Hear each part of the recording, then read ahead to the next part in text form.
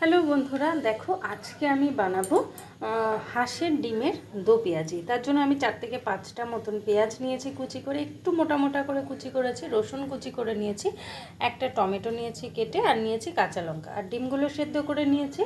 আর এদিকে আমি গ্যাসে কড়াই বসিয়ে তাতে তেল দিয়ে নুন হলুদ দিয়ে দিয়েছি। আমি ডিমগুলো ভেজে নেব।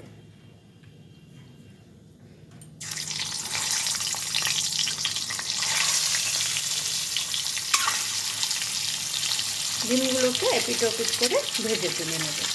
ডিমগুলো হালকা ভাজা হয়ে গেছে, এবার আমি ডিমগুলো তুলে নেব। এখানে আমার 3টে হাঁসের ডিম আছে, আর একটা কিন্তু এটা মুরগির ডিম। মুরগির ডিমটা আমি ভাজবো না, হাঁসের ডিম 3টে আমি ভেজে নিলাম।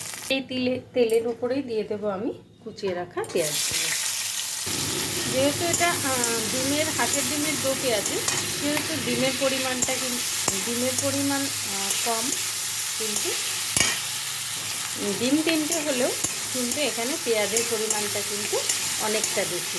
পেঁয়াজটা একটু নাড়াচাড়া করে নিয়েছি, এবার দিয়ে দেবো এর মধ্যে কুচিয়ে রাখা রসুনগুলো,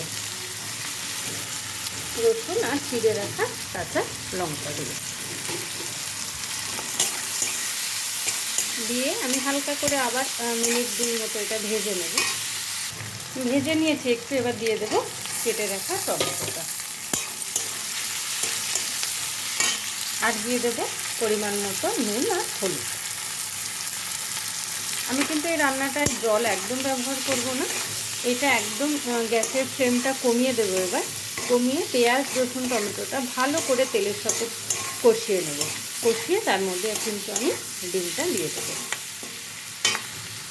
দেখো পেঁয়াজ রসুন টমেটো লঙ্কা সমস্তটাই কিন্তু নুন হলুদের সাথে ভালো করে কষানো হয়ে গেছে। এবার আমি দিয়ে দেবো ডিমগুলো দিয়ে আমি গ্যাসের ফ্লেমটা আবার একটু কমিয়ে দিয়ে আরও 5 মিনিট মতো রান্নাটা করে নেব। আমার রেডি হয়ে গেছে হাঁসের ডিমের দো পেঁয়াজি। এর মধ্যে কিন্তু আলু তোমরা দিতে পারো, আমি আলু ছাড়াই করলাম, আলু দিলেও কিন্তু ভালো লাগে। তো এবার আমি এটা নামিয়ে নেব। দেখো আমার তো রেডি হয়ে গেল হাঁসের ডিমের দো পেঁয়াজি।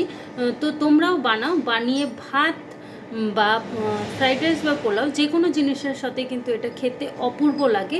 বানিয়ে খাও, খেয়ে আমাকে জানাও তোমাদের বানানো হাঁসের ডিমের দো পেঁয়াজিটা কেমন হয়েছিল। যদি ভালো লাগে ভিডিওতে লাইক অবশ্যই দেবে, চ্যানেলটা সাবস্ক্রাইব করবে। ওকে টাটা, আজকের মতো এইটুকু, আবার দেখা হবে পরের ভিডিওতে।